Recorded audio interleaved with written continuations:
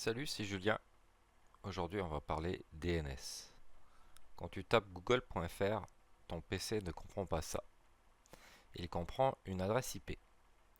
Mais comment ton navigateur sait à quelle adresse IP correspond un site?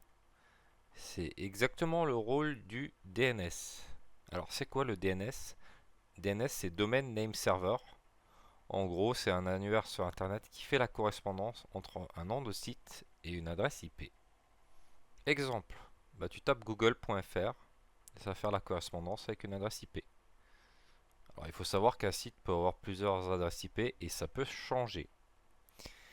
Chez toi, c'est ta box internet qui fait le travail du DNS. Elle interroge des serveurs DNS et ça répond pour toi et ton PC.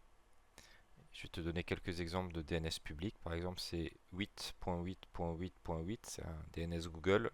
Ou sinon, tu as 1.1.1.1, c'est un DNS Cloudflare. Si on veut changer de DNS et utiliser un que je viens de vous indiquer, on va dans panneau de configuration, réseau et internet, connexion réseau, on clique sur Ethernet, si on est branché, on câble réseau, dans propriété, adresse, protocole IPv4, et ici, on peut utiliser 8.8.8.8 ou 1.1.1.1 pour le DNS Google ou Cloudflare.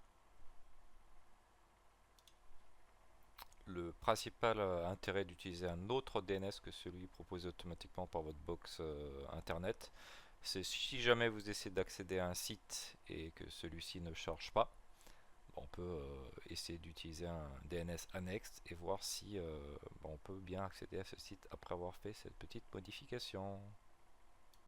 Donc, je mets à l'écran un petit exemple, hein.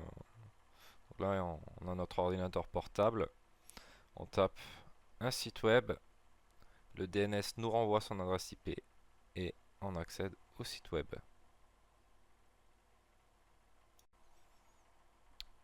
Si j'ouvre l'invite de commande, je fais ns lookup.free.fr. Donc là, on obtient leur adresse IP. Si j'ouvre mon navigateur et je tape 210.27.48.10, ça me fait accéder à free.fr.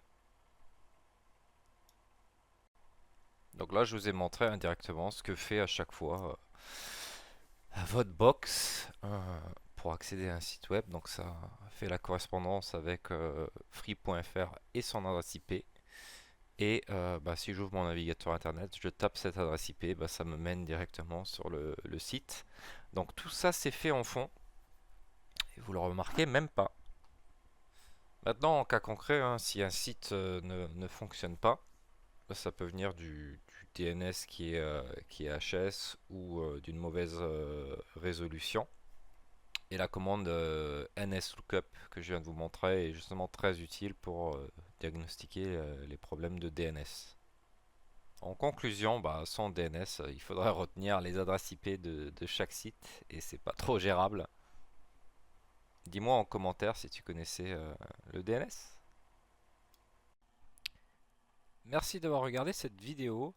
Si ça t'a aidé, pense à t'abonner et on se retrouve très vite pour la suite. A plus.